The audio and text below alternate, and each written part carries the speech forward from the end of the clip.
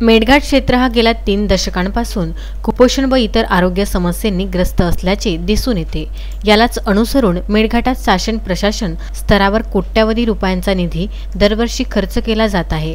तरी पण मेळघाटात आजही कुपोषण व आरोग्य संबंधित भयानक समस्या असल्याचे निदर्शनास येत आहे।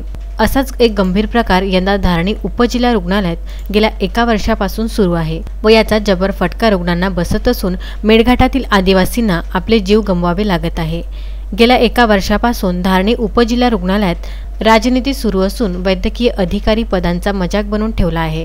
वैद्यकीय अधीक्षक अमोल नालट ही इतर कर्मचाऱ्यांसोबत उद्धट बोलत असल्यामुळे वाद निर्माण होऊन तब्बल 2 वेळा अमोल नालट यांच्या विरुद्ध ॲट्रॉसिटी गुन्हा दाखल झाला। तदनंतर धारणी उपजिल्हा रुग्णालयात वैद्यकीय अधिकाऱ्यांची कमतरता होऊन मोठ्या प्रमाणावर रुग्णांना नाहक त्रास सहन करावा लागत आहे। यापूर्वी धारणी उपजिल्हा रुग्णालयात मेळघाटचे मूळ निवासी डॉक्टर दयाराम जावरकर MD बालरोग तज्ञ हे वैद्यकीय अधीक्षक म्हणून अविरतपणे रात्र आणि दिवस सेवा देत होते। डॉक्टर जावरकर यांच्या अथक परिश्रमामुळे धारणी उपजिल्हा रुग्णालयात बाल अतिदक्षता विभाग सुरू करण्यात आले होते। यानंतर डॉक्टर जावरकरद्वारे मेळघाटातील बच्चूंवर उच्चतम उपचार करून त्यांना कुपोषणाच्या श्रेणीतून बाहेर काढण्याचे काम करण्यात आले। मात्र यानंतर आंतरिक राजनीती होऊन डॉक्टर जावरकर यांची नाशिकला बदली करून धारणी आरोग्य यंत्रणेला वाऱ्यावर सोडल्याचा कट काही समाजकंटकांनी रचला।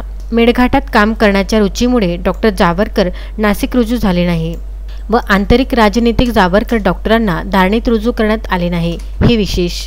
3 सप्टेंबर 2020च्या पत्रानुसार डॉक्टर दयाराम जावरकर यांची नियुक्ती रद्द करण्यात आली। नियुक्ती व रद्द दोन्ही डॉक्टर RS फारुकी उपसंचालक आरोग्य सेवा अकोला मंडळद्वारे करण्यात आली हे विशेष। यावरून धारणी उपजिल्हा रुग्णालयात चाललेला राजनीतीचा स्तर लक्षात येते व याचा फटका मेळघाटवासियांना बसत आहे।